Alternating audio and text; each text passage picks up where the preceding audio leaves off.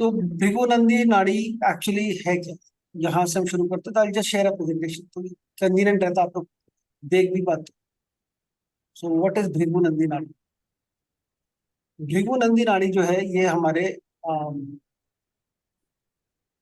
ये हम आज करेंगे, जो हमारा एजेंडा आज के सेशन का, कि क्या इंट्रोडक्शन, बेसिक इंट्रोडक्शन करेंगे। बीएनएन हम बोलेंगे शॉर्ट फॉर्म में, भृगुनंदी नाड़ी। तो बीएनएन और बाकी जो स्ट्रीम्स ऑफ एस्ट्रोलॉजी है उनमें क्या डिफरेंशिएशन है, क्यों करनी चाहिए बीएनएन, उसके बारे में बात करेंगे। फिर मैं आपसे शेयर करूंगा कुछ एक एग्जांपल्स बीएनएन के बारे में, कि कैसे बीएनएन में हम प्रेडिक्शंस करते हैं।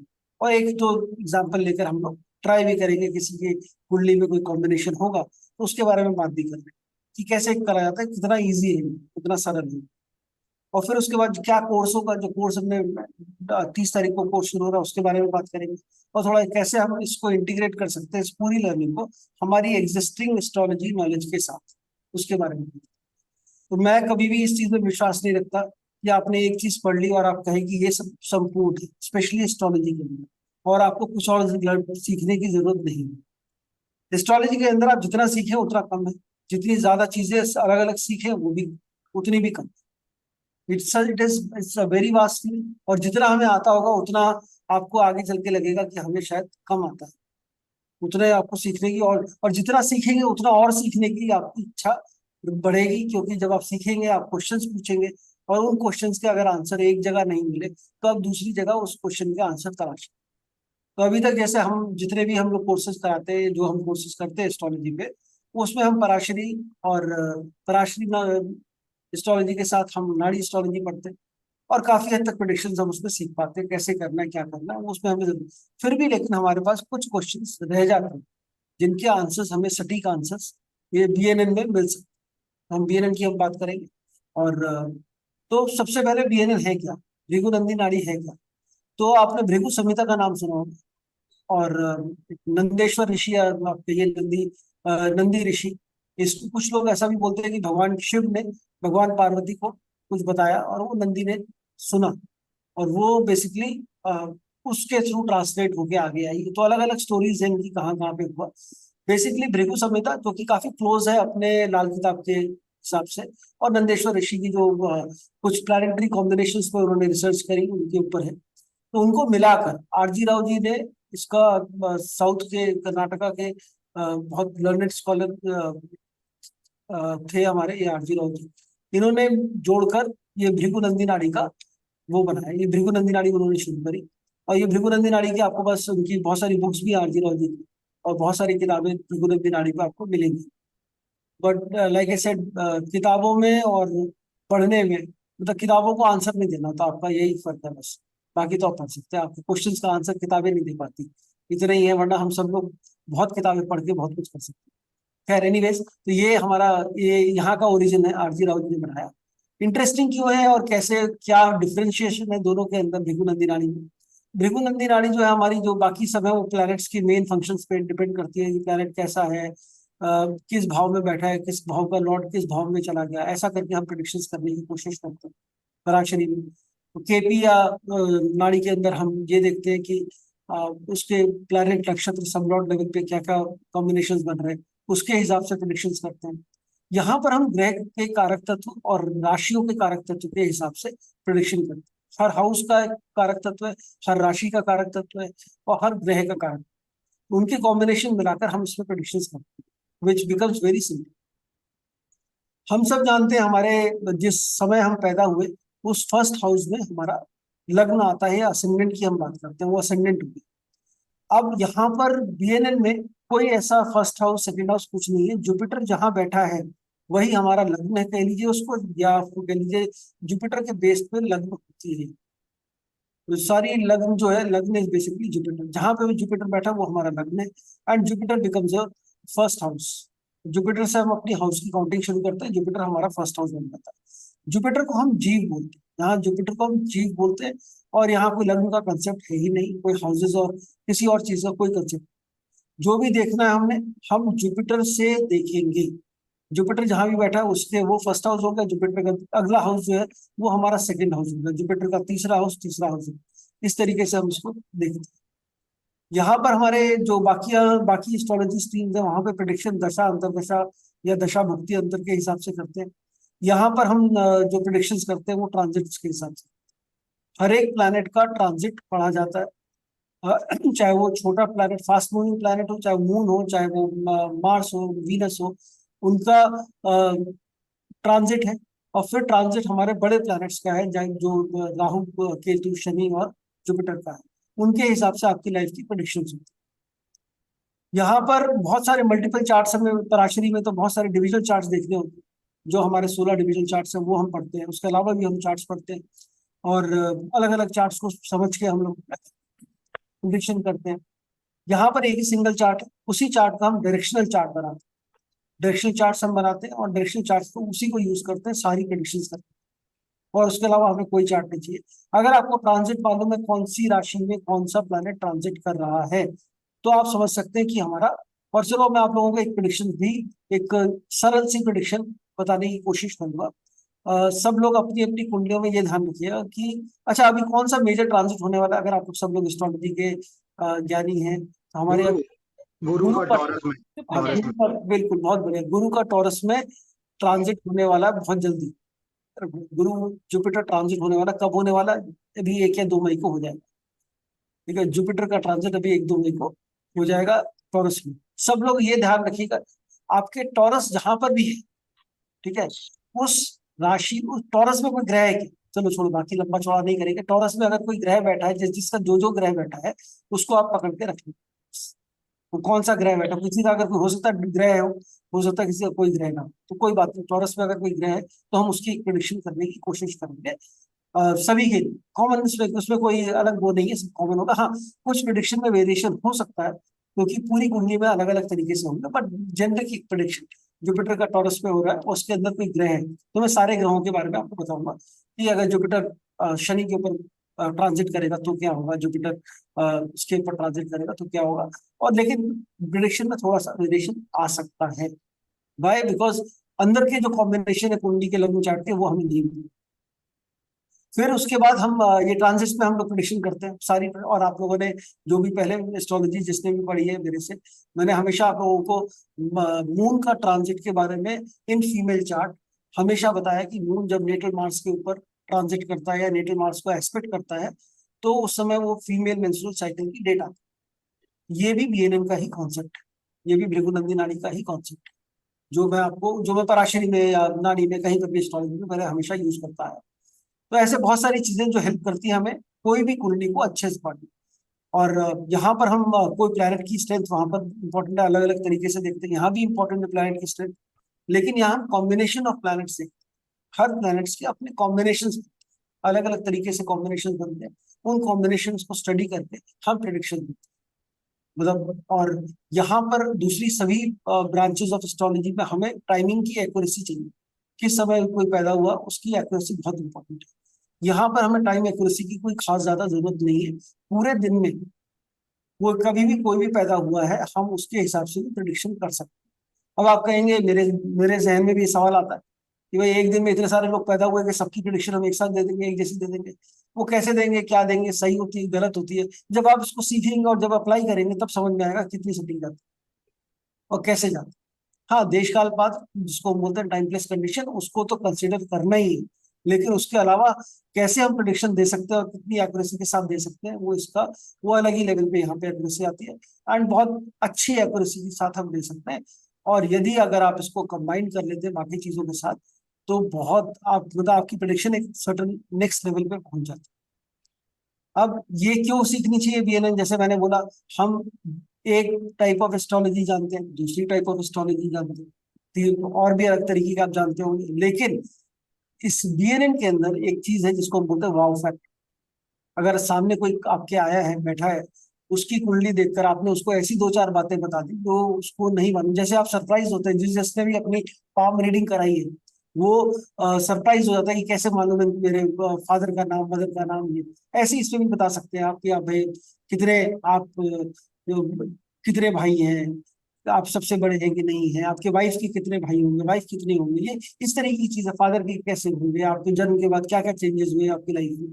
बहुत सारी चीजें आप उसमें ऐसी बता सकते हैं जो सामने वाले को मतलब फॉर द फर्स्ट इंप्रेशन बहुत ही बेहतरीन जगह। इसमें राशियां भी बहुत इंपॉर्टेंट है। राशियां बहुत ज्यादा इंपॉर्टेंट है, किस राशि में कौन सा प्लैनेट कैसा बर्ताव करता है वो बड़ा इंपॉर्टेंट है।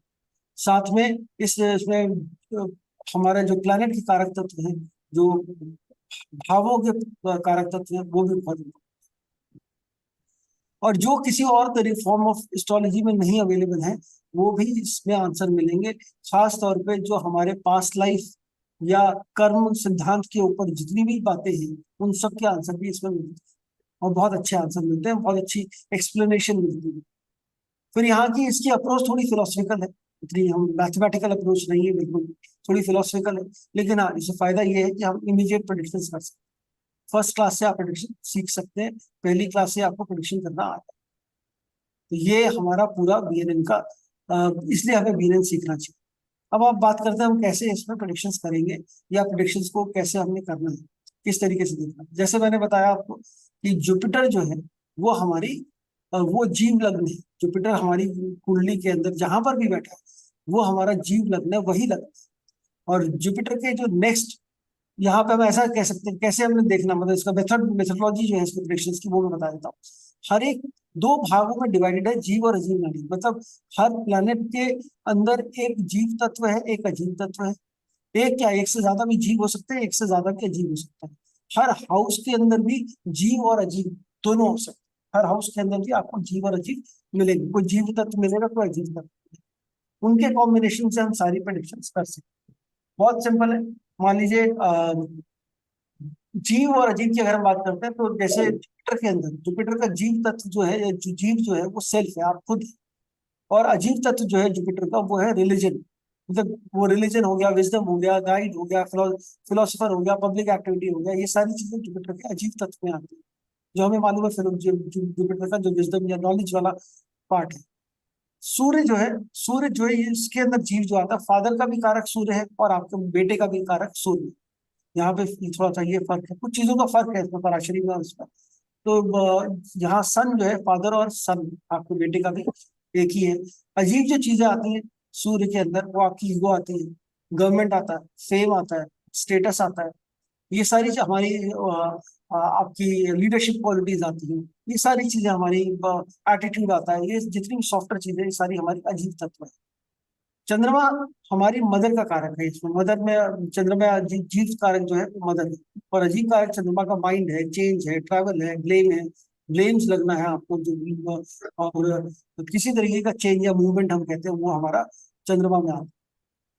मंगल जो है, मंगल में जीव जो है फीमेल हॉरोस्कोप में हस्बैंड को। अब पराशरी में यहाँ डिफरेंस है। पराशरी में जुपिटर को हम मानते हैं फीमेल हॉरोस्कोप में हस्बैंड, यहाँ पर मंगल को माना जाता है फीमेल हॉरोस्कोप में हस्बैंड।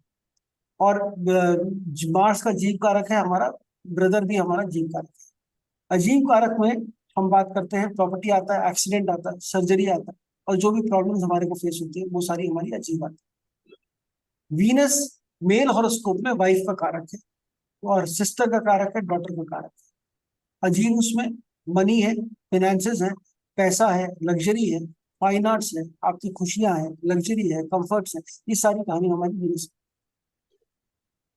शनि के अंदर जो अजीब कारक है, वो जीव कारक जो है वो आपका एल्डर सिबलिंग है, या बड़े भाई हम कह सकते हैं इसको, बड़े भाई। और अजीब जो है वो हमारा कर्म है, प्रोफेशन है, और हमारी लाइफ के अंदर आने वाली हर्डल्स, जो रुकावटें हैं वो आएगी।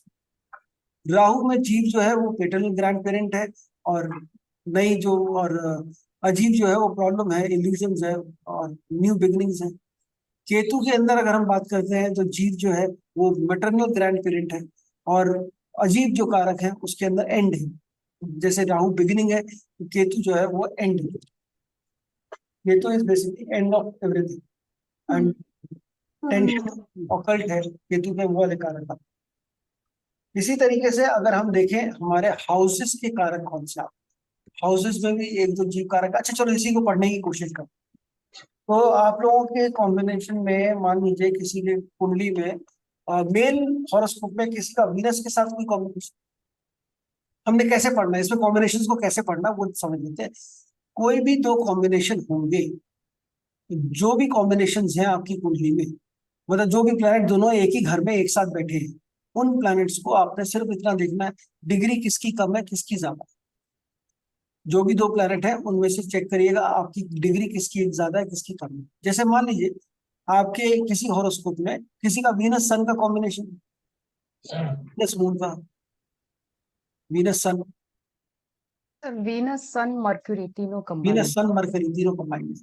चलिए वीनस सन मरकरी तीनों कंबाइंड है, जनरली कॉमन कॉम्बिनेशन है वीनस सन, मिल जाता है इसलिए मैंने बोला। अब आपने ये देखना है कि वीनस की डिग्री कम है सन की डिग्री कम है, कौन, इनको डिग्री वाइज प्लेस कर दी, वीनस सन मरकरी या वीनस सन अगर जैसे पहले कौन सा प्लैनेट सबसे कम वाली डिग्री पहले आएगी, फिर उसके बाद दूसरी डिग्री, फिर तीसरी डिग्री, ऐसे प्लेस कर दी। फिर आप मेरे को बताइए कौन सा आता है पहले, वीनस आता है कि मरकरी आता है कि सन।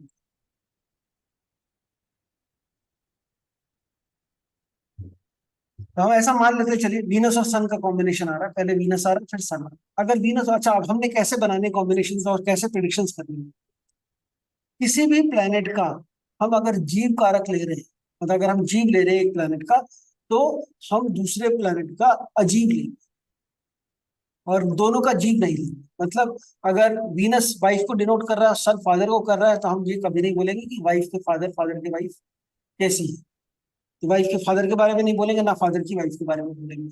हम ये बोलेंगे वीनस, अगर वीनस की मान लीजिए वीनस की डिग्री कम है सन की डिग्री ज्यादा, तो वीनस की डिग्री कम सन की डिग्री ज्यादा, मतलब वीनस इज अप्रोचिंग सन। ऐसा है कि वीनस इज अप्रोचिंग सन।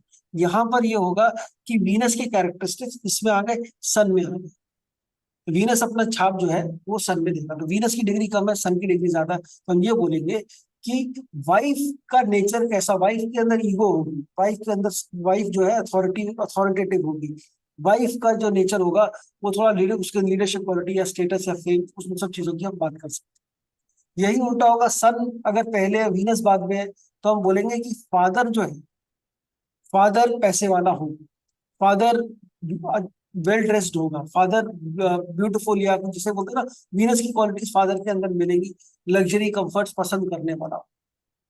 तो इस तरीके से आप जोड़ के कोई भी प्लैनेट का कारक तत्व है, जो भी प्लैनेट हमने पढ़ा, इसी तरीके से अगर मरकरी है तो मरकरी सिस्टर का कारक है, डॉटर का कारक है, तो हम डॉटर को पकड़ेंगे। मरकरी एजुकेशन का कारक है सबसे इंपॉर्टेंट। शनि के साथ कॉम्बिनेशन देख लीजिए आप लोग, शनि के साथ, क्योंकि शनि यहाँ पर प्रोफेशन का कारक है, शनि सबसे इंपॉर्टेंट है। हम कौन सा प्रोफेशन करेंगे, अच्छा शनि जिस भी राशि में बैठा होगा, प्लैनेट के साथ छोड़ दिए, जिस भी राशि में बैठा होगा उस राशि का आपके प्रोफेशन में इम्पैक्ट 100% आएगा। उस राशि के कैरेक्टरिस्टिक्स को आप अपने प्रोफेशन में जरूर यूज करेंगे। मान लीजिए आपका शनि जो है नंबर 3 राशि में बैठा है, तो 3 राशि हमारी कम्युनिकेशन की राशि, तो आप देखेंगे वो मीडिया की राशि। तो तीसरे नंबर में शनि, तीसरे उसमें है, तो उसका कहीं ना कहीं मीडिया से रिलेटेड या मीडिया में कभी काम किया हो, या कभी कम्युनिकेशन से रिलेटेड मेन स्किल जो होगा उसका प्रोफेशन में यूज होने वाला, जिस राशि में वो बैठा है शनि, उस राशि से रिलेटेड उन चीजों को वो यूज करेगा। अब यहाँ पे हम राशियों की कारकता तो जब बात करेंगे आगे कोर्स में, तो उसमें बिल्कुल अलग तरीके से पढ़ेंगे, राशियों को भी पढ़ेंगे, कैसे हमें राशियों का इस्तेमाल करना है वो भी पढ़ेंगे। तो ये मैंने बहुत छोटा सा एग्जाम्पल दिया दो कॉम्बिनेशन का कि कैसे देखना है। इसी में हम जुपिटर के साथ कोई प्लैनेट बैठा है तो वो सीधा सीधा जीव के साथ बैठा है, तो जीव के साथ अगर बैठा, मान लीजिए जुपिटर से शनि दोनों साथ में बैठे हैं और जुपिटर की डिग्री कम है, शनि की डिग्री ज्यादा है, शनि हर्डल्स का कारक है। तो ये देखेंगे जीव जब जब भी आपका जन्म हुआ, आपको लाइफ में काफी हर्डल्स पेश आए, तो ये आपको जीव में आपको डिफिकल्टीज आपको मिलेंगी लाइफ के अंदर। इसी तरीके से हम वीनस और मार्स को अगर पढ़ते हैं, तो वीनस और मार्स ये दोनों प्लैनेट है, आपकी कुंडली में चेक करिए वीनस और मार्स कहाँ पर है, क्या उनके बीच में, मान लीजिए वीनस आपका 4th हाउस में है और मार्स आपका 10th हाउस में, क्या 4th और 10th के बीच में कहीं केतु आता है? उन दोनों के बीच में कहीं जनरल फोर्स, वीनस आमने सामने, वीनस मार्स के बीच में केतु, वीनस और मार्स के बीच में कोई प्लैनेट आ रहा है, एक ही घर में बैठे हैं वीनस मार्स, लेकिन डिग्री वाइज बीच में कोई प्लैनेट आ गया, केतु आ गया, मरकरी आ गया, इन दोनों में से कोई भी प्लैनेट आ गया, आप देखेंगे मैरिड लाइफ में हर्डल्स आनी ही आनी। और कई बार तो मरकरी अगर है तो दिक्कत आएगी, परेशानी आएगी, चेंज करने का, चेंजेस के वो रहेंगे। और अगर केतु भी साथ में है तो उसमें भी हम सेपरेशन को देख सकते हैं, हो सकता है सेपरेशन होने की भी नौबत आ जाए, इतने खराब हो सकते हैं रिलेशनशिप। बहुत सिंपल, हमने कुछ नहीं करना है इसमें, इसमें सिर्फ प्लैनेट्स की कारक तत्व लेने और बीच में कोई प्लैनेट कैसा आ रहा है, कैसे कॉम्बिनेशन बन रहे हैं, कैसे कनेक्शन बन रहे हैं, उनको पढ़ना है। तो this becomes a very easy and very simple way of reading a horoscope.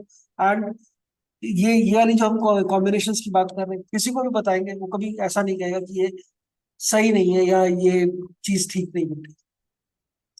कोई भी प्लेनेट, जुपिटर बैठा है आपका कहीं पर, और उसके ना तो 12th में कोई प्लेनेट है ना उसके सेकंड में कोई प्लेनेट, दोनों जगह कोई प्लेनेट। प्लेनेट की स्ट्रेंथ ऐसे देखी जाती है, कोई प्लेनेट 12वें घर और दूसरे घर में कोई प्लेनेट नहीं है तो वो प्लेनेट अपने आप वीक कहलाता है, कमजोर हो जाता है, वो प्लेनेट कमजोर है। तो वो हम ये बोलेंगे कि वो उस प्लेनेट में ज्यादा ताकत नहीं है। अब यहीं पे मतलब कोई नीच का प्लैनेट हो, कोई ऊंच का प्लैनेट हो, लेकिन अगर वो जैसे अगर कोई एग्जॉल्टेड प्लैनेट है उसके भी आगे पीछे कोई नहीं है तो वो भी वीक होगा, सातवें में भी कोई नहीं है, आगे पीछे भी कोई नहीं, तो प्लैनेट वीक कहलाएगा। कोई प्लैनेट अगर मान लीजिए जैसे प्लैनेट है उसका ऑपोजिट और नीच का भी है, और लेकिन आज को सपोर्ट अच्छा मिल रहा है, आगे पीछे सामने से सपोर्ट अच्छा मिल रहा है, तो प्लैनेट काफी स्ट्रांग हो जाता है, वो रिजल्ट अपने अच्छे देगा। क्योंकि कोई भी प्लैनेट आपको तभी रिजल्ट दे पाएगा जब वो प्लैनेट जो है अच्छा मतलब ये कह सकते हैं जब वो प्लैनेट जो है स्ट्रांग होगा, उसके अंदर ताकत होगी, उसके अंदर खुद कुछ देने लायक होगा, तभी दे पाएगा रिजल्ट आप। ठीक है, इसी तरीके से हमने बोला कि आपको कि हम एक छोटी सी प्रिडिक्शन करने की कोशिश करेंगे, सभी के लिए कॉमन प्रिडिक्शन है। तो दूसरे नंबर में राशियों में कौन सी किस किस का कौन सा प्लैनेट बैठा, टॉरस में कौन सा प्लैनेट है किसका, कोई है प्लैनेट? तो मेरे इसमें तो राहु है। आपके उसमें राहु है, चलिए ठीक है। और मेरी आपके? वाइफ के इसमें मून है। हाँ, मेरी वाइफ के इसमें मून है। वाइफ के उसमें मून, चलिए ठीक है। हाँ जी संगीता जी, आपके उसमें moon Venus. Sir Venus sun Saturn Mercury. Venus Saturn Mercury, चलिए बहुत बढ़िया। सन। तीन तीन है तो बहुत अच्छी है, चार चार है, वेरी गुड। हाँ सर। चार प्लैनेट है, बड़ा अच्छा कॉम्बिनेशन है वीनस सैटर्न मरकरी तो उसका। अब सन।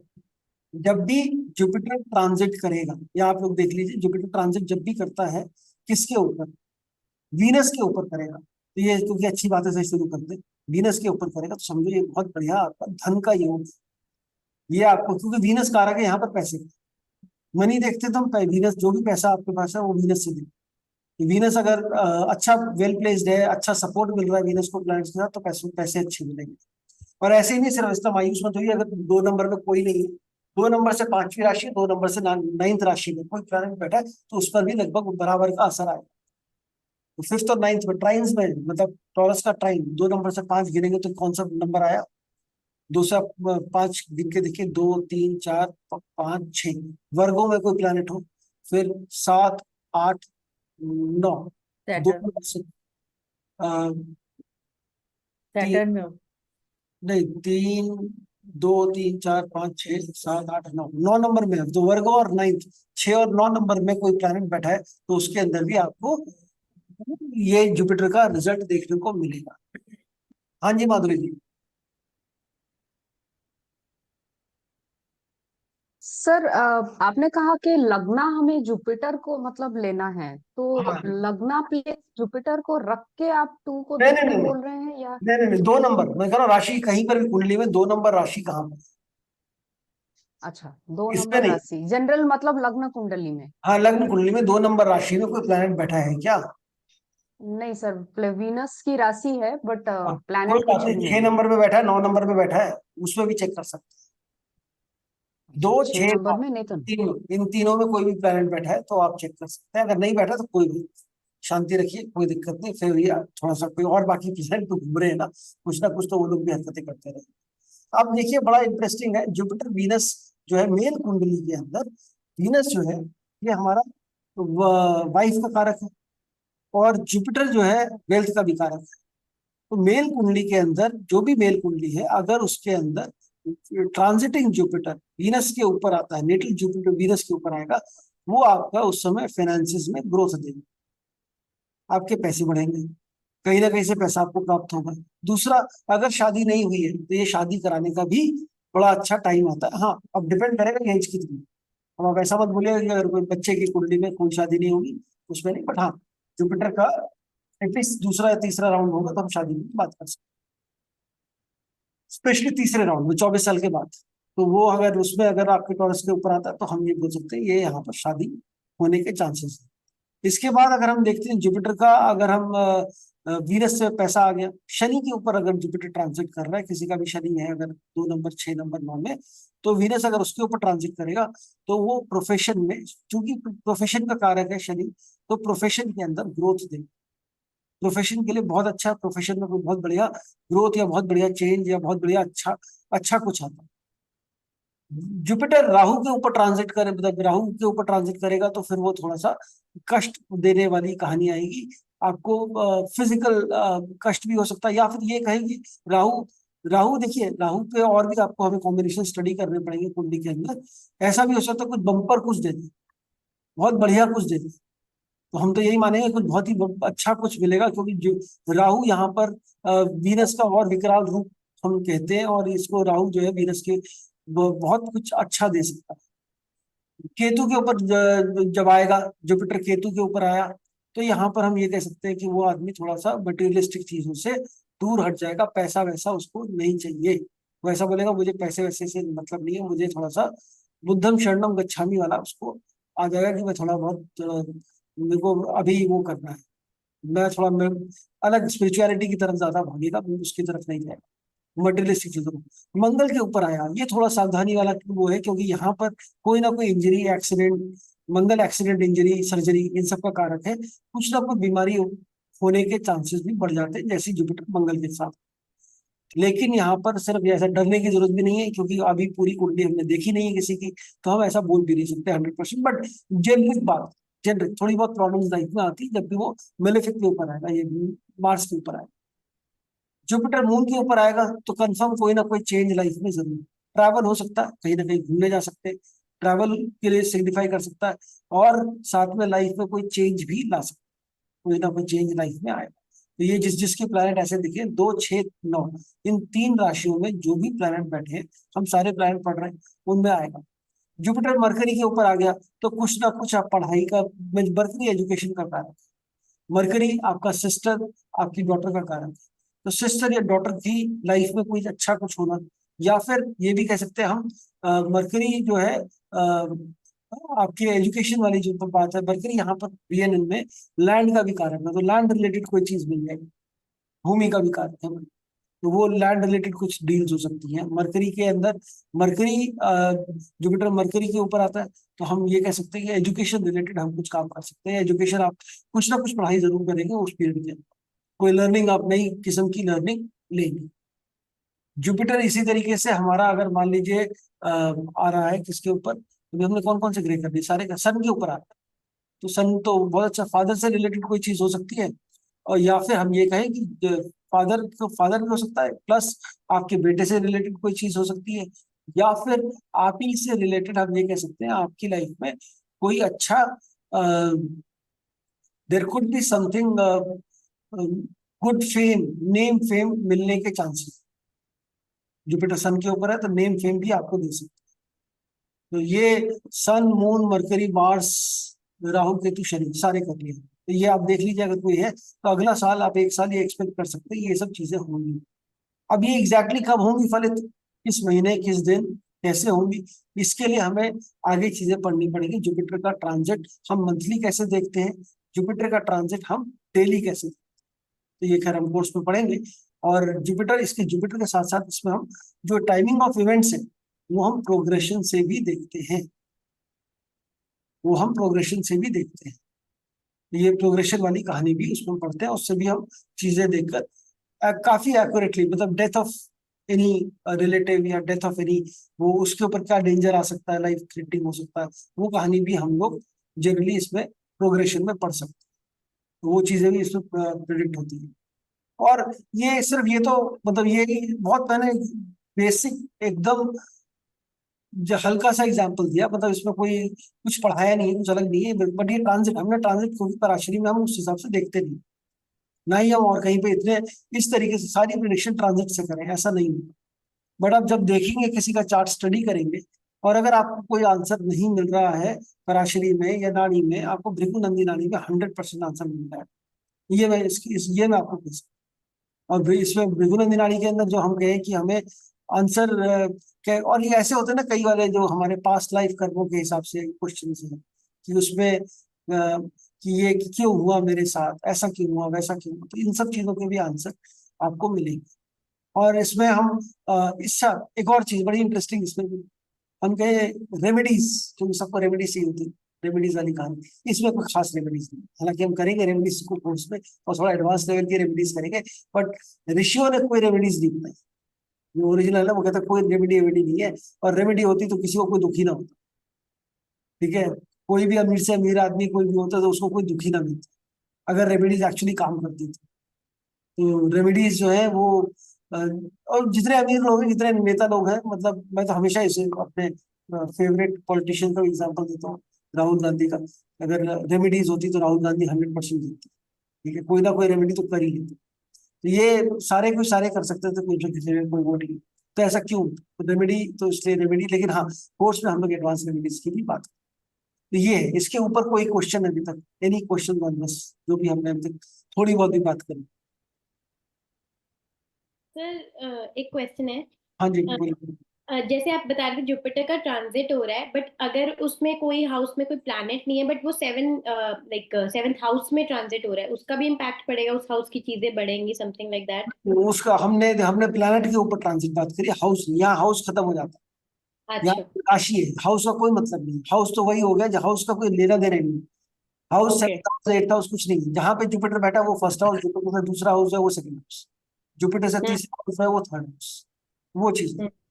तो इसमें, और हम राशियों के ऊपर बात कर रहे हैं, ट्रांजिट हो रहा है, एक राशि पे ट्रांजिट हो रहा है, और वो जो हम्म। राशि में ट्रांजिट हो रहा है उस राशि में कोई प्लेनेट बैठा है, उस राशि से 5वीं राशि में कोई प्लेनेट बैठा है, उस राशि से 9th राशि में कोई प्लेनेट बैठा है, उस राशि से 7th में कोई बैठा है, 3rd में कोई बैठा है, तो ये साथ पे ना intensity of impact will be reduced. सबसे ज्यादा इम्पैक्ट आएगा जिस राशि में कोई प्लेनेट बैठा है उसके ऊपर, फिर सेकेंडरी आ गया 5th और 9th का, थर्ड आ गया आपका थर्ड, 7th 11th। तो ये अलग अलग तरीके से कॉम्बिनेशन में हम लोग इम्पैक्ट को इसमें जज करते हैं। बट प्रिडिक्शंस के मामले में आप अगर इसको देखेंगे, और अगर इसकी ट्रांजिट्स की रिजल्ट्स को मैच करेंगे दशा और अपनी दशाओं के रिजल्ट से, जो हमने दशाओं में पढ़ा है कैसे रिजल्ट आएगा, भले हमने नाड़ी में पढ़ा हो चाहे पराशरी में पढ़ा हो, तो आप देखेंगे बहुत स्ट्राइकिंग सिमिलैरिटीज। और अगर उसमें जैसे मान लीजिए किसी की शादी प्रेडिक्ट करी आपने, नाड़ी से देखा भाई इसमें 2 7 11 दिख रहा है, ये इसमें हम शादी बता सकते हैं, इसमें शादी हो जाएगी, वीनस भी दिख रहा है इसमें दशा अंतर दशा में। और आपने पराशरी से चेक किया भाई इसमें 7वां घर एक्टिवेट हो रहा है, या हम ये कहेंगे हमें 7वें घर से रिजल्ट मिलने वाली चीजें दिख रही है, नवांश में भी हम देख रहे हैं एक्टिव हो रहा है 7वां घर, तो शादी हमें 2 जगह से दिख रही हो सकती है। तीसरी जगह से मान लीजिए जुपिटर वीनस के ऊपर ही आ रहा है। अब आप उसको कहेंगे ठीक है भाई, अब स्टैम्प पेपर लेकर आओ, इस टाइम पे हम लिख के देंगे आपको कि ये प्रिडिक्शन होगी। क्यों, क्योंकि आपने 3 3 जगह से कंफर्म कर लिया, आप भी एक्साइटेड होंगे कि तो 100% होना ही है, मतलब योग तो बनेगा ही बनेगा। सामने वाले ने कसम खा ली मुझे शादी नहीं करनी, वो छोड़ दो, उसके अलावा अगर वो इंटरेस्टेड है शादी करने में तो होगी ही होगी शादी। सो यहाँ पर ये एक इंटरेस्टिंग चीज आ जाती है कि आपने 2 3, नॉट जस्ट वन, बट एक और प्लस आप जब इसमें बताते ना कि अच्छा आप किसी की कुंडली देखकर अगर बोल रहे हैं अच्छा ये अपने आप सबसे बड़े बेटे हो, या आपकी कोई छोटी बहन है, कितनी बहन है, कितने भाई हैं, अच्छा ये, अच्छा आपकी वाइफ सबसे बड़ी है आपके अपने घर में, आपके हस्बैंड सबसे बड़े घर में। अभी कुंडली से हम लोग ये तो ये सब चीजें तो हम लोग नहीं बताते ना, ये सब बता पाना और किसी साइंस में है ही नहीं, कैसे हम देख ही नहीं सकते, ये सब चीजें इसमें देख सकते, ये सब चीजें हम इससे हम देखकर काफी एक्यूरेटली प्रिडिक्ट कर सकते हैं। हालांकि मैं कुछ कुछ चीजें इसकी पराशरी में हमेशा यूज करता रहता हूँ, कि जुपिटर से 12वें में कोई नहीं है तो आप सबसे घर में पड़ेंगे। ठीक है, जैसे जुपिटर के जो आपके जुपिटर से 12वें हाउस में कोई भी प्लेनेट नहीं है, this means that you are the eldest. और जुपिटर से दूसरे घर में 12वें में कोई है, तो उसके जुपिटर से दूसरे में भी कोई है, तो मतलब आप बीच के, इस तरीके से भी आप ऐसा देख के कुछ कुछ चीजों के बारे में बता सकते हैं। बहुत सारी चीजें में लोग you have been using all these things, छोटे मोटे तुक्के हम लोग लगाते थे, बट ये सीरियस तरीके से पढ़ेंगे तो बिल्कुल ही अलग साइंस है, एकदम बहुत ही इंटरेस्टिंग और सर एक बहुत क्वेश्चन था। आ, हाँ जी पूर्णिमा जी बताइए। सर जैसे आपने पहले बताया था अभी दो दो राशि में टॉरस में अगर कोई भी प्लेनेट नहीं होता है, तो उसका आपने एग्जांपल शायद पता नहीं मेरे से मिस हो गया था या फिर क्या, नहीं, क्योंकि देखो आपने बताया। एग्जाम्पल नहीं दिया, मैंने कहा 2 में कोई अगर प्लेनेट नहीं है, दूसरी राशि में कोई प्लेनेट नहीं है, कोई बात नहीं, आप छठी में देखिए, 9th में देखिए, 6th राशि में कोई है क्या, 9th में कोई है क्या, क्योंकि ट्रांजिट का इम्पैक्ट हर प्लैनेट अपने जो घर जिस राशि में ट्रांजिट कर रहा है उस राशि पर भी देगा, उस राशि से पांचवी राशि पे भी देगा, और उस राशि से 9th राशि पर। ओके। तो उसमें कोई कोई प्लैनेट बैठे तो भी आप उनका भी रिजल्ट आप ऐसा चेक कर सकते हैं, कुछ कुछ एक्सपेक्ट कर सकते हैं। But again like said, this is a very generic prediction, very very generic prediction. इसके अलावा बहुत बड़ी प्रिडिक्शन मतलब इसके तो मतलब मतलब रेमेडीज फिर क्या रेमेडीज होती है, लाइक जैसे आपने बोला इसमें कोई रेमेडीज नहीं है तो सब, देखिए बिना रेमेडी के कोई एस्ट्रोलॉजी कोर्स बन नहीं सकता। मतलब पूरी एस्ट्रोलॉजी में पूछ रही हूँ मैं, इसमें हाँ नाड़ी की जस्ट जनरल क्वेश्चन। हाँ, जनरल क्वेश्चन है तो जनरल क्वेश्चन में रेमेडीज अगर होती, मैंने बताया ना आपको, अगर रेमेडीज होती तो सबसे पहले इस कंट्री में कौन रेमेडी लेता। वो सर एग्री, बट ये आजकल हर कोई ये कर लो वो कर लो ऐसा कर लो, तो इतनी मैं बताऊंगा, रेमेडीज। मैं तो सोच रहा हूँ इस पे एक बड़ी जल्दी रील बनाने की, बड़ी अभी मैं सोच रहा हूँ, मैंने बनाई नहीं आज तक कभी कोई रील, मैं बनाऊंगा। ये राहु सपने में आया था न्यूज में कि मैं थक गया हूँ, यहाँ पे मेरे को जगह नहीं मिलती बाहर घूमने की भी, इतनी रेमेडी कर डाली लोगों ने यहाँ पे धरती में। हाँ मतलब जेएमए शनि स्टोन्स भी भी है, परेशान हो माना गया, सब शनि कुछ है। शनि भी परेशान हो गया, शनि भी कह रहे हैं कि मैं तो वापस जा रहा हूँ यमलोक, मैं एग्जिस्ट ही नहीं करूंगा, मैं इस पूरे सोलर सिस्टम से बाहर निकल जाऊँ। इतनी इतनी रेमेडी बता दी लोगों ने, वो भी परेशान है कि मैंने तो कभी ऐसा करा ही नहीं। तो सर मैं आपके सारे अकॉर्डिंग नहीं, कोई रेमेडीज क्या वर्क करती होंगी, किसी कोई जनरलाइज। रेमेडी काम नहीं करती, सिर्फ आप क्या कर्म काम करते हैं, नथिंग एल्स। अगर ओके। So आप it's काम called करते हैं men. तो So वही it's काम। called mental remedy, sir. हाँ मतलब ये बिल्कुल परफेक्ट, आपने बहुत अच्छा बोला, मेंटल रेमेडी मतलब आप टू सेटिस्फैक्शन होता है, मैंने कुछ कर लिया। हम्म। Yes, yes. होता ना, जैसे आप गए मंदिर में गए, आपने कहा मैं वैष्णो देवी जाऊंगा, माता रानी सब ठीक करेंगे, आपका विश्वास है ना, वैष्णो देवी जाऊंगा तो मेरे को मेरी चीजें लाइफ में ठीक हो जाएगी, तो फेथ है, फेथ पे काम कर रहे हो आप। Okay. Remedies don't work on anything, remedies work only on faith. ये जेएमए स्टोन्स भी फिर फेथ पे वर्क करेगा अकॉर्डिंग टू दिस। जेमस्टोन भी बिल्कुल, जेमस्टोन बेचते हुए दो ही लोग मिलेंगे, एस्ट्रोलॉजर और आपको जो जेमस्टोन बेच रहा है, तीसरा कोई आदमी नहीं मिलेगा कहेगा जेमस्टोन से आपकी लाइफ चेंज हो जाएगी। बिल्कुल। यही लोग मिलेगा। अब हम क्या है, हमारे को चाहिए क्विक फिक्स सोल्यूशन, हमें एकदम इंस्टेंट सोल्यूशन चाहिए हर चीज का। आज पेट में दर्द है तो मैंने एक गोली खा ली, मेरा पेट दर्द ठीक हो गया। एलोपैथिक की गंदी आदत पड़ गई हमें। हमें लाइफ जो है हमारी एलोपैथिक पे नहीं चलती, आयुर्वेदिक पे चलती है, स्लो एंड स्टेडली, वो पूरे सिस्टम को ठीक करने में चलती है। वो एलोपैथिक वाली जो कहानी है ना, वो हमें इमीडिएट कुछ रिलीफ मिल जाए, तो हम इसलिए रेमेडीज भी ढूंढते हैं। किसी ने बोल दिया आपका शनि भारी है, आपका राहु हल्का है, आपका केतु मीडियम है, अब पता नहीं क्या हो वेट है उनका, बट ऐसा भारी हल्के अगर बोल देते हैं तो हम उसी के पीछे पड़ जाते हैं कि इसकी कोई रेमेडी करो। और फिर हमारे साथ जो भी कुछ हो रहा है उल्टा सीधा गलत हो रहा है, हमारे कुछ भी गलत हो रहा है या आपकी इच्छा अनुसार नहीं हो रहा, फिर तो आप बोलोगे देखा शनि मेरा भारी है इसलिए ऐसा हो रहा है। अभी शनि को डाइटिंग करानी पड़ेगी, उसका वेट कम करना पड़ेगा, उसका भारीपन कम होगा, तो आपकी लाइफ में थोड़ा वो असर ठीक करेगा। अभी कैसे करेगा, तो ये सब चीजें, तो ये पर हालांकि ऐसा नहीं है। हम जब एस्ट्रोलॉजी पढ़ते हैं तो मैं ये सब बातें तो बोलता हूँ कि आप लोग ऐसा ऐसे डिस्कशन में हम लोग बात कर रहे हैं, लेकिन जब हम पढ़ेंगे तो मैं आपको बहुत डिटेल में बहुत सारी रेमेडीज बताऊँ। इनफैक्ट मैं रेमेडीज इसमें थोड़ी सी एडवांस रेमेडीज बताऊँ, और भी एडवांस। और एडवांस क्या मतलब, कितनी 7 दिन तक 3 अगरबत्ती रोज आपको ऐसे जलानी है, ऐसे जलानी है, इतना, ये आपको रोज ऐसा करना है, ऐसा करना है, ये पूरी एकदम डिटेल्ड रेमेडीज मिलेंगी। और ऐसी रेमेडीज जो आपने कभी सुनी नहीं, या आप जब किसी को दोगे तो वाकई वो कहेगा बहुत बढ़िया, ये आई कुछ रेमेडी, ये कुछ नया निकाल के लाया कि ये आपने ऐसे करना। और इसमें नहीं, रेमेडीज को पीछे साइंस है, उसके पीछे पूरी साइंस, क्योंकि हम रेमेडीज जो देंगे वो एलिमेंट्स के हिसाब से देंगे।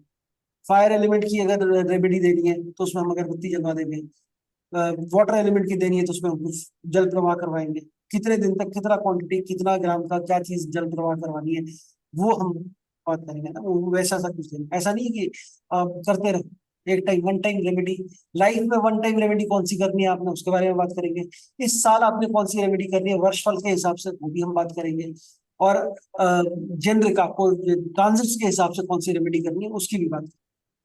तो एक रेमेडी में आप ये मत सोचिए कि आपको रेमेडी नहीं मिलेगी या रेमेडी का हम वो नहीं करेंगे, हम 100% रेमेडीज देंगे, रेमेडीज देंगे।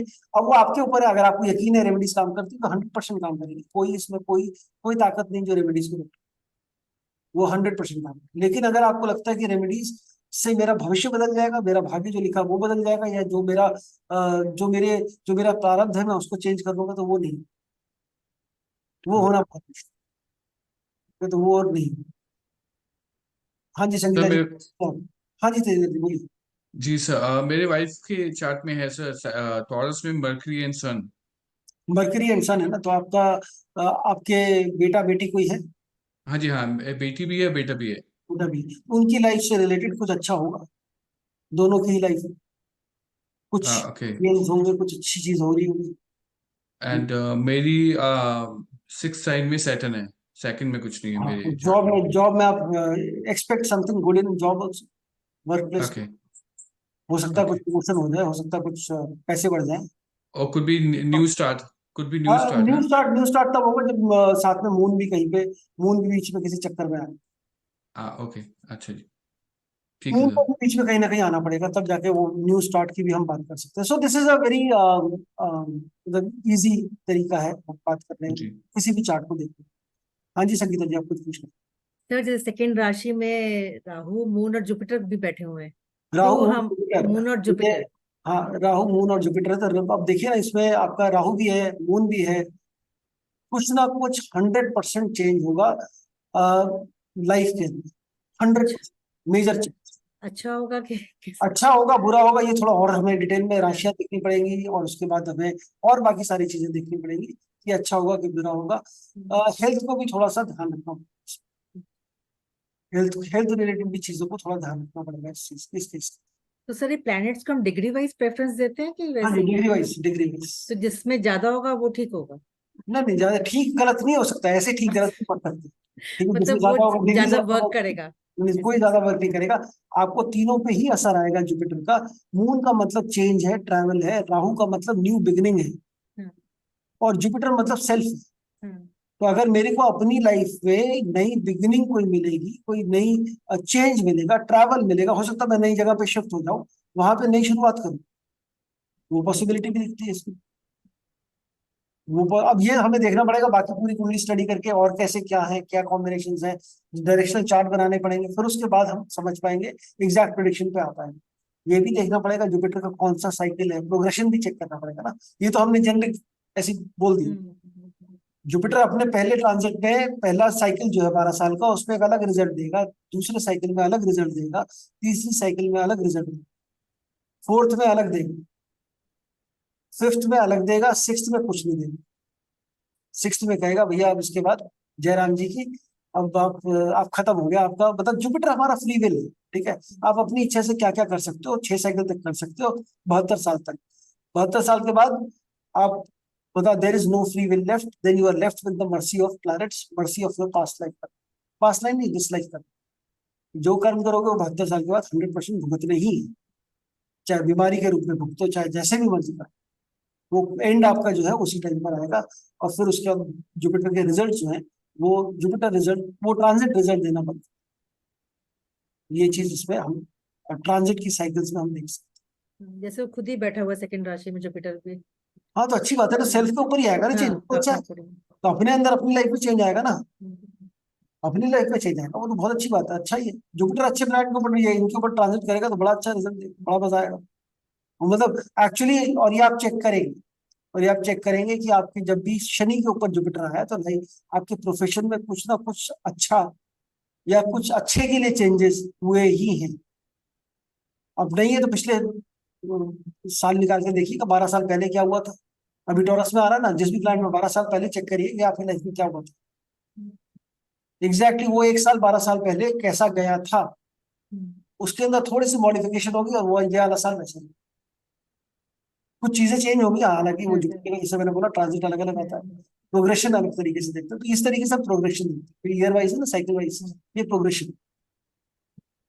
हाँ जी श्रीकांत जी। सर मेरे सेकंड राशि में राहु है। तो बस कुछ नई बिगिनिंग की, नई शुरुआत होने वाली है कुछ जीवन में।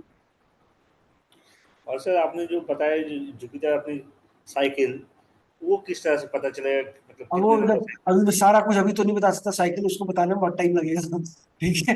वो जब कोर्स करेंगे तो उसमें देखेंगे, आप समझेंगे कि साइकिल कैसा, कैसी साइकिल चलानी है हमें, ठीक है जी। हाँ जी मीनाक्षी जी, आप कुछ पूछ रहे हैं। हाँ जी सर, मेरा बड़ा बेसिक सा क्वेश्चन है कि भृगुनंदी नाड़ी सीखने के लिए क्या हमें पहले से पराशरी नाड़ी का ज्ञान होना जरूरी है? क्या एक बिगिनर भृगुनंदी नाड़ी से अपना करियर शुरू कर सकता है एस्ट्रोलॉजी में? बिल्कुल बिल्कुल बिल्कुल कर सकते हैं। कोई जरूरत नहीं है कुछ और सीखने की इसमें, चूंकि हम सारा कुछ करेंगे कवर, बेसिक से लेके एडवांस तक, मतलब आपको बेसिकली घर भी बताएंगे, ये भी पता लगेगा, तो सभी कुछ पता लगेगा। तो ऐसा जरूरी नहीं है कि आपको कोई प्रायर नॉलेज ऑफ एस्ट्रोलॉजी की जरूरत है। ये चाहिए पहले सीखे, पराशरी पहले सीखे, और चाहे कुछ भी सीखे, तो वो सब चीजें ऐसी, मतलब आप दोनों चीजें एक साथ कर सकते हैं, या फिर आप इसी से स्टार्ट कर सकते हैं, और इससे स्टार्ट करेंगे तो आपकी क्लैरिटी थोड़ी और अलग आएगी चीजों को। थैंक यू ठीक है सर। जी। अब मैं आपको जरा थोड़ा सा ब्रीफ कर दूं कि हम लोग जो हमारा जो ये कोर्स है, ये कोर्स क्या है, कंटेंट क्या है, कोर्स में हम क्या क्या पढ़ेंगे।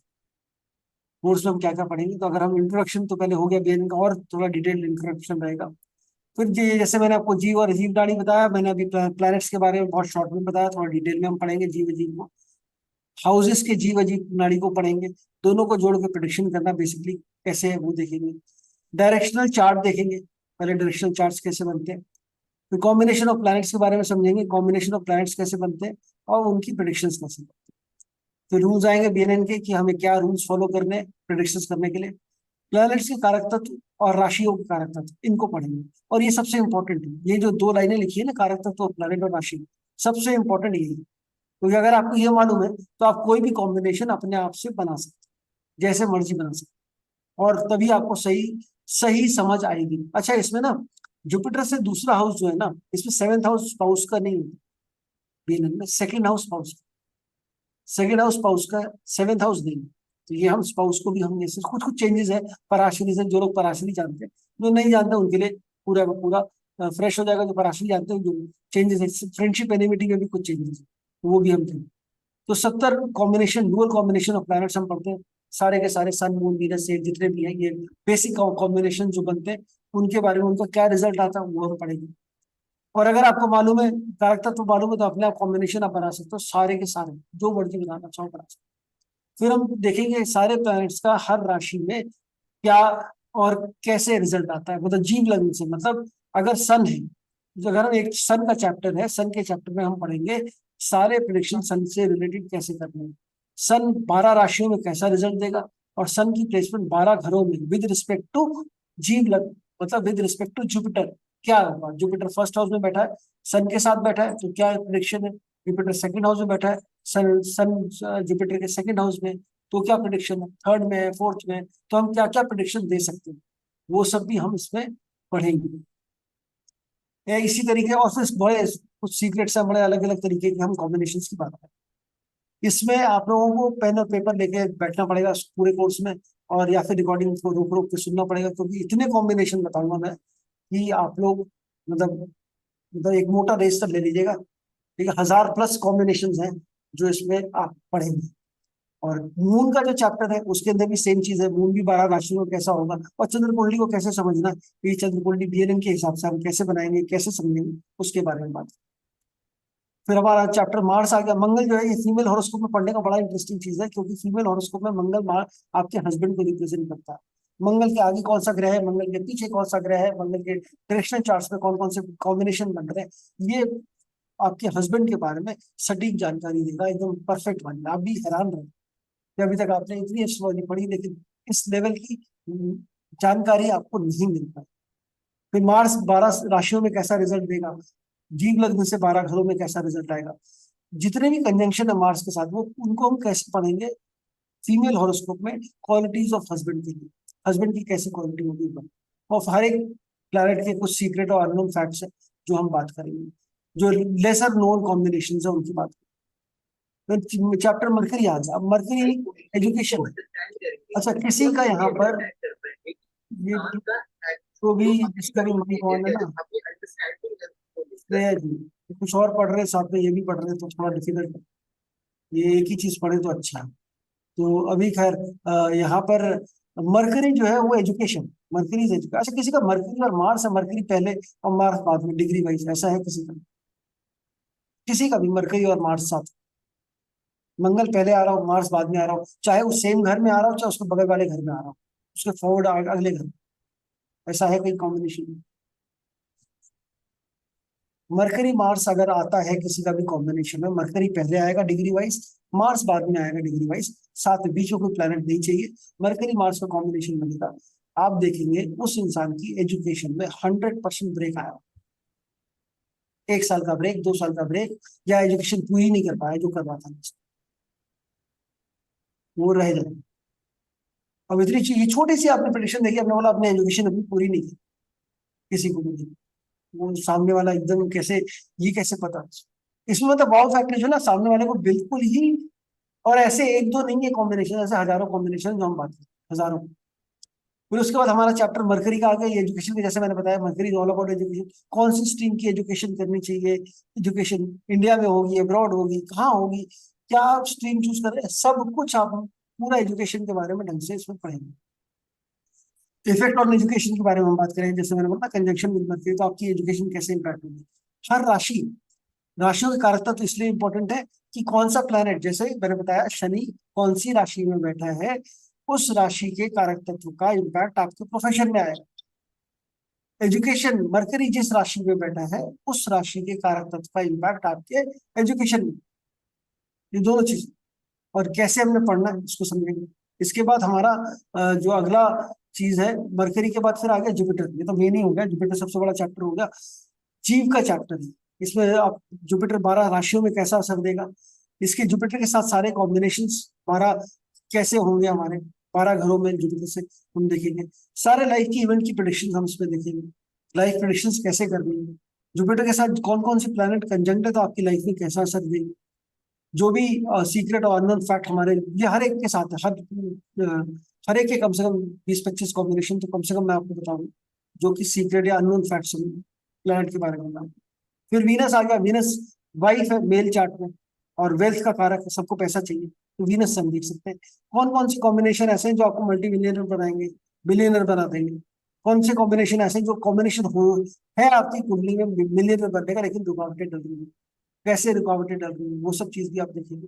कितना आप पैसा कमा सकते हैं, कब पैसे कमाएंगे, कब पैसे का रहेगा, वो सारी चीजें वीनस से हम देख सकते हैं।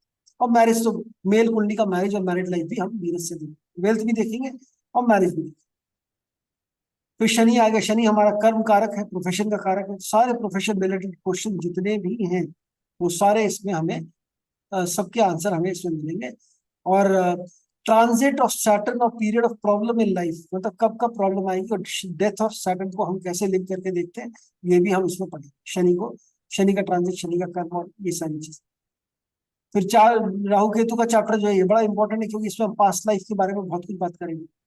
पास्ट लाइफ कैसी थी, क्या थी, किस जन्म में क्या हुआ, कितने जन्म लगेंगे आपको इस जीवन में अपने पास्ट लाइफ के। आज हमारी, हम जो हमारी ये ज्योतिष, सभी जानते हैं ज्योतिष जो है ये कर्म सिद्धांत पे बेस्ड है, और पास्ट लाइफ का रिजल्ट आपको इस लाइफ में मिलता है उस पर बेस्ड। अब आप, ये आपका ये जन्म कौन सा हुआ जन्म है, ये जितने कर्म काटे पिछले जन्मों के, आपको कितने जन्म और लगेंगे उसको पूरा करने में, या ये आप इसी जन्म में आप निपटा देंगे सारी, ये सारी बातें भी हम फिलोसफिकल तरीके से इसमें समझेंगे। पूरा राहु केतु लाइफ साइकिल जो है पूरी हम लोग पढ़ेंगे। और राहु केतु, जब हम काल सर्प योग हमने सबने सुना है, राहु केतु के बीच में सारे प्लैनेट आ गए।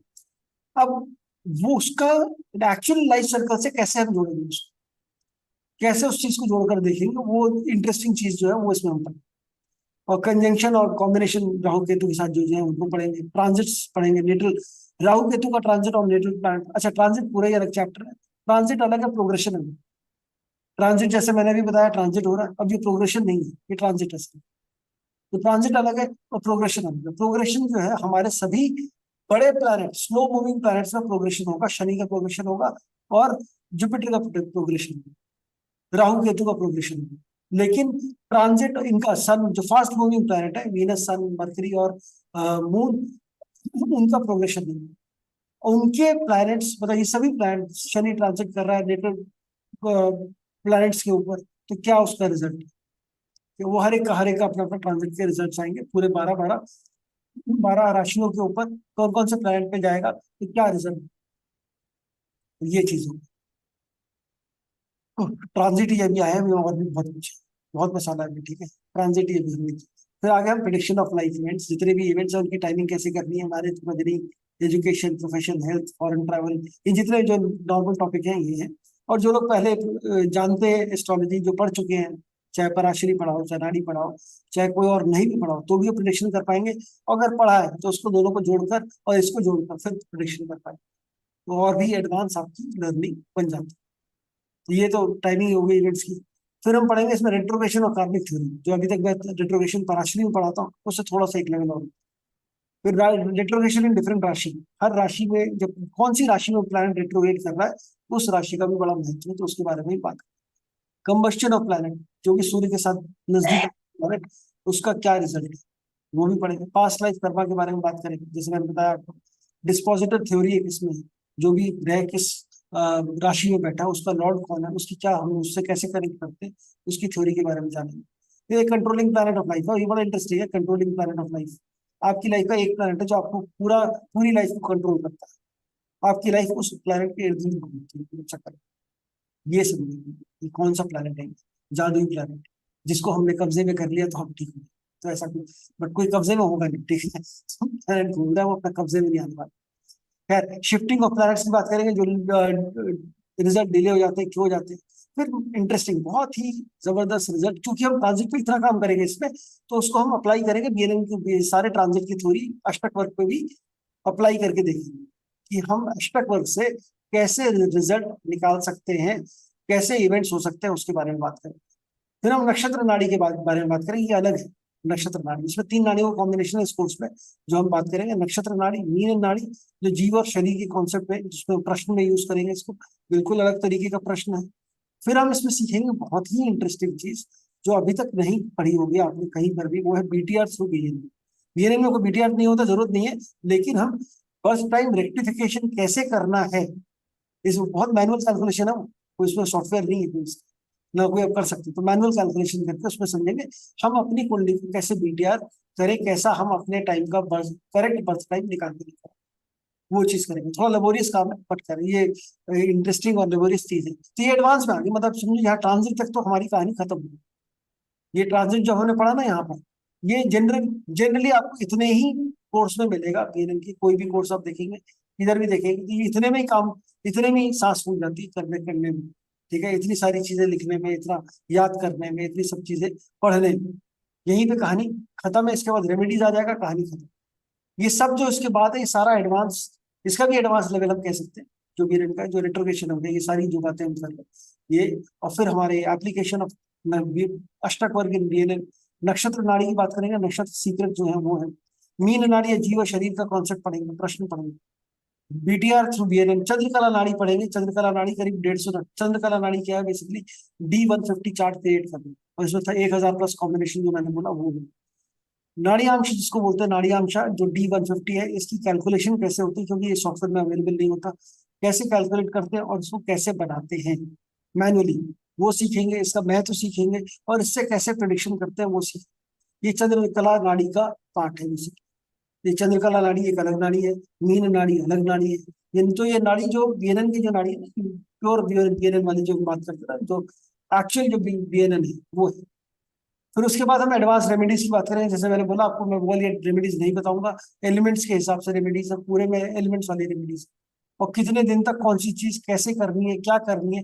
ट्रांजिट की रेमेडी अलग, लघु चार्ट की रेमेडी अलग, और वर्षफल की, और वर्षफल बनाना सीखेंगे हम, ये साल हमारा कैसा जाएगा। वर्षफल सबसे इंपॉर्टेंट बन जाता है कि इससे भी प्रेडिक्शन बहुत एक्यूरेट जाती है। फिर हम नाड़ी वास्तु भी करेंगे। नाड़ी वास्तु मतलब नाड़ी के हिसाब से, हालांकि ये थोड़े से वास्तु की कॉन्सेप्ट बीएनएन में खिचड़ी बनाकर वो आपको परोसे जाएंगे, ये थोड़ी सी की आप, लेकिन हाँ काफी काफी एनलाइटनिंग है, क्योंकि ये थोड़ा एस्ट्रो वास्तु है, थोड़ा ओरिजिनल वास्तु है, और थोड़ा नाड़ी की प्रिंसिपल्स। आप कुंडली देखकर किसके घर में कौन सा वास्तु की दोष हो सकता है, या कौन सा एरिया जो है घर का खराब हो सकता है, उसके बारे में हम बता सकते हैं नाड़ी वास्तु। फिर थोड़े से और एडवांस टॉपिक बताइए, health, marriage, profession, education, foreign travel में थोड़ी और एडवांस टिप्स जो है अलग से, जो पहले नहीं हमने पढ़ी है, जो रिपीट नहीं है, जो नहीं पढ़ा हमने, उनके ऊपर स्पेशली अलग से बात करें, कुछ और आपको एक्स्ट्रा टिप्स। फिर भृगु बिंदु कैलकुलेशन और उसके हिसाब से प्रेडिक्शन। भृगु बिंदु क्या है, कैसे देखना है कुंडली के अंदर, कैसे कैलकुलेट करना, और कैसे उसको प्रिडिक्ट करेंगे, उसके बारे में। और फिर आएगा एडवांस। ये हमारा रेमेडीज आखिरी चैप्टर नहीं होता हमारी हर कोर्स का, तो इधर भी आखिरी है। तो ये कंटेंट है हमारे इस कोर्स, कम से कम 40 क्लासेस है। और ये चूंकि थोड़ा सा heavy on writing, heavy on वो है, 1.5 से 2 घंटे की क्लास होगी। 2 घंटे मिनिमम, 2 घंटे की बात नहीं करूंगा, मिनिमम 1.5 से 2 घंटे की बीच की क्लास चलेगी।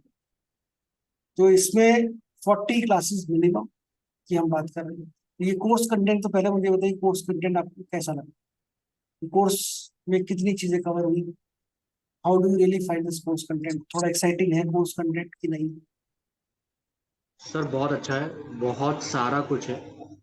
और मतलब मैंने जितना भी अभी इसके पहले जितना भी फॉलो कर रहा था मैं यूट्यूब पे, उसमें है बट लिमिटेड कंटेंट है, बट वो भी अच्छा खासा प्रेडिक्शन करते हैं। बट आपने शायद बहुत सारे नाड़ियों को मिक्स करके बनाया है, तो I think it's a vast course. मेरी कोशिश ये रहती है कुछ छूटे नहीं, ठीक है। कोशिश यही रहती है किसी भी कोर्स में अगर हम कुछ पढ़ते हैं तो उसमें कुछ छूटे ना, मैक्सिमम जितनी चीजें जोड़ सकती हैं वो जोड़कर ही हम पढ़ें, ताकि जब आप सीख लें तो पूरा सीखें, मतलब ऐसा नहीं रह जाए कि अरे इसका भी कुछ एडवांस लेवल बचा था, चाहे ऐसा भी रहे